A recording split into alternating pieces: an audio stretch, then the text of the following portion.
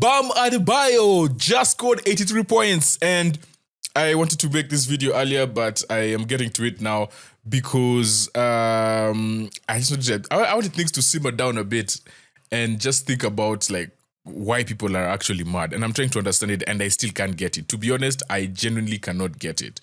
All right, so just looking at his box score from this game, Bam Adebayo had 83 points. He had 9 rebounds, 3 assists, 2 steals, 2 blocks. He made 20 field goals out of 43. He made 7 threes out of 22. That's 31.8% from 3. And made a whopping 36 free throws out of 43. Now, shooting 43 free throws is an insane high number, right? Like, doesn't make sense. If you just look at the box score, you're like 43.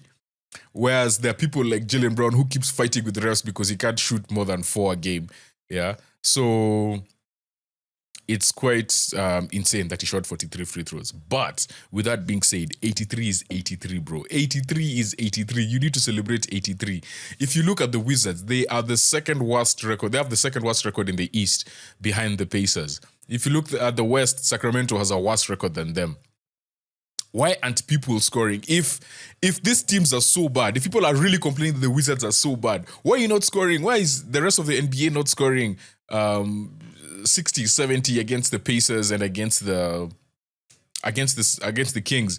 Like, that argument alone that the Wizards are one of the worst teams ever. In this league alone, I'm sure there's teams I can name in the past that have been worse. Philadelphia comes to mind, who by the end of the season had a worse record than what the Wizards have right now. Wizards have won 16 games. And I'm sure someone has won less than 16 games in the league before. But least games won NBA.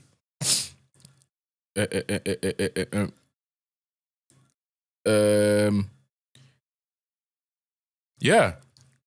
The 2015-16 Sixers won 10 games. Like, bro, what are we talking about? 1171, Dallas Mavericks. Dallas Mavericks of 92-93 and the Denver Nuggets of 97-98 won 11 games of 71. But no one scored 80 against them. No one scored 70, probably there's a 70 there, but no one scored 80 against them. In fact, the last big record that I remember, someone who scored 70 was Devin Booker, who scored 70 against my Celtics. And I was watching that game and I'm like, bruh, how do we let someone score 70? But we won that game. That's the only consolation. But to me, 83 is 83. You have to celebrate 83. The best part about this whole thing, honestly, was seeing Aja standing by her man and supporting him. And she was just like, yo, you're that guy. You're that guy. Dame Lillard's reaction was also quite hilarious because he said that he had a conversation with Bam, I think during the Olympics or something. And Bam told him, like, I'm going to average 30 in the league. And then Dame was like, bro, 30? You? 30? And then this happened. And now Dame was like, all right, maybe he was onto something. Oh, yeah. Maybe Aja has been putting him to work. Then taking him to the club, taking him to the, what's this thing called? To the gym. Taking him to the gym. And that's all they've been doing. That's all they've been having dates. Anyway, yeah. So, he is also the first player in the NBA's play-by-play era to score 40 points in both halves. He had 43 in the first and 40 in the second. For the Heat, I think he broke like LeBron's record for most points in a quarter. He broke LeBron's record for most points in a second half and most points in a first half. I think first half was tied between Wade and LeBron and someone else. Yeah, so he was crazy. To just put into context his free throws, he made 36 free throws.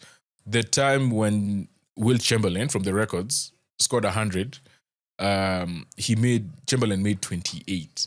But you know what's even crazier with Chamberlain's record is that he did all of these things while not shooting any threes.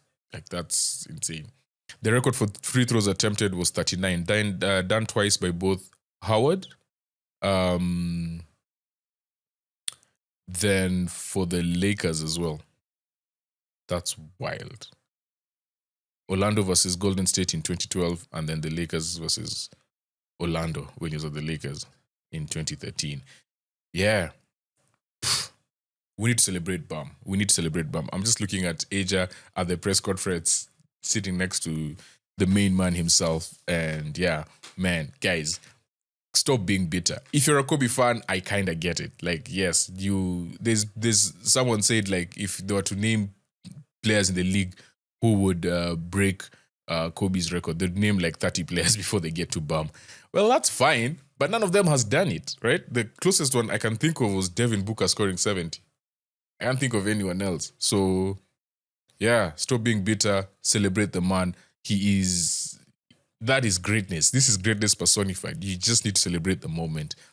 But I just feel like sports is at a point where everyone is just complaining about everything. If it doesn't happen for your team or for someone you support or you love, it's not great. And I'm really experiencing that with my Arsenal team in the English Premier League. But it's just crazy. Like, everyone is so anti.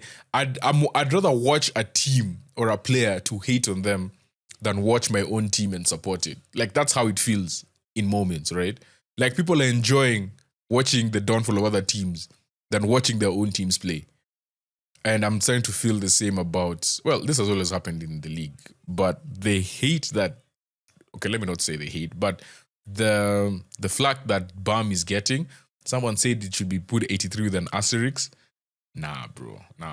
83 is 83. Stop being bitter. Celebrate the man and tell your players to score more points. Kindly. Peace.